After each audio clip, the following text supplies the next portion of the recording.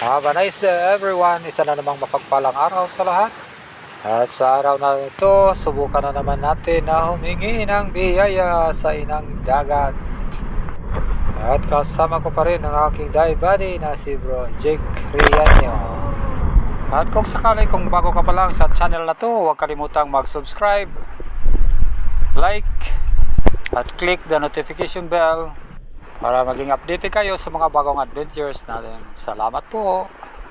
Alright, dito nagsimula na tayo sa ating warm-up dive. Dito lang muna tayo sa mababaw at medyo malabo talaga ang tubig dahil sa amihan season. Initially, dito ang spot na plano namin. Punta sana kami doon sa medyo malayong spot na malaking bahura sa laot. Kaya lang nung magsimula na kami mag-travel papunta doon, na sa lubong namin ang mga malalaking alon. Dahil maliit ang bangka namin at delikado talaga, so lumihis na lang kami at napunta kami sa spot na to na malapit lamang sa baybayin. So ingat po sa lahat kung ano man ang ginagawa nyo sa araw na to.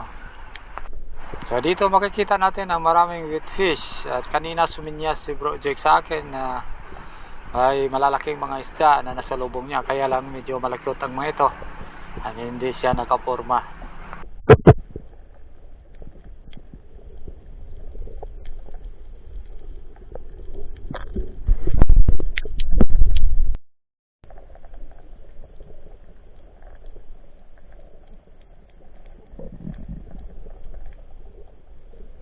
At makalipas na ilang sisid na punta ako sa area na to at may nakikita akong mga malalaking surgeon fish sa baba, kaya binabaan ko.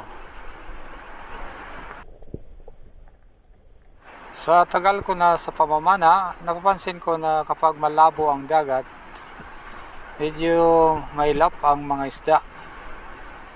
Ligalig sila, di mapakali. Kaya mapapansin dito na napakatagal palapitin ang mga isdang ito. Kaya dito matiyaga tayong naghihintay na makakuha ng rains.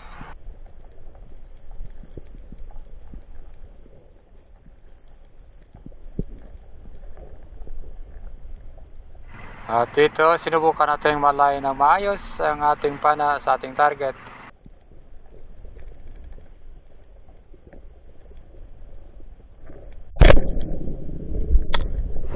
Ayan, natamaan po natin ang ating first fish of the day. Isang surgeon fish. Ngunit sumabit ang ating shop sa ilalim kaya nag-reel out tayo. Hindi naman masyadong malalim ang ito.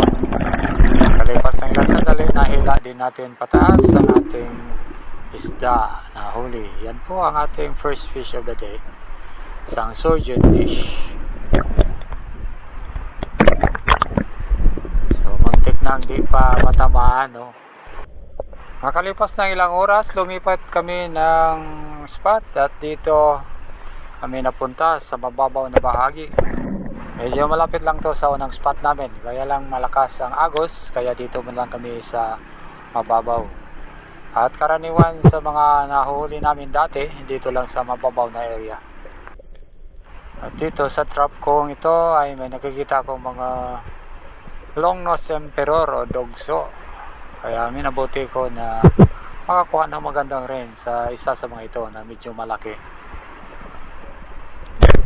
At ayan po, tinira natin at napansin ko na medyo alanganin ang tama nito, kaya minabuti ko na lapitan ito at i-secure agad dahil sayang na din at medyo malaki na rin ang isda na to.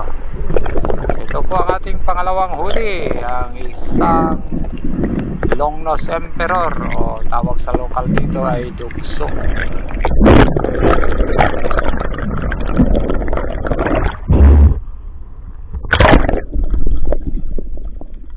At finally nahawakan din natin at na-secure ang ating second fish of the day.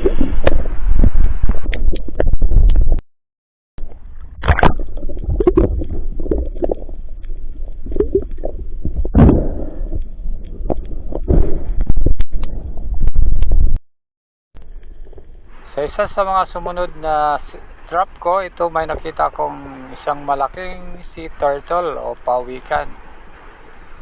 Yan po. Medyo maamo naman siya. Hindi agad umalis o hindi agad lumayo. Umikot lang ito sa atin. So nag-enjoy na lang tayo sa view dahil kalimitan pag mayroong ganito ay bihira lang na lumalapit ang mga malalaking isda.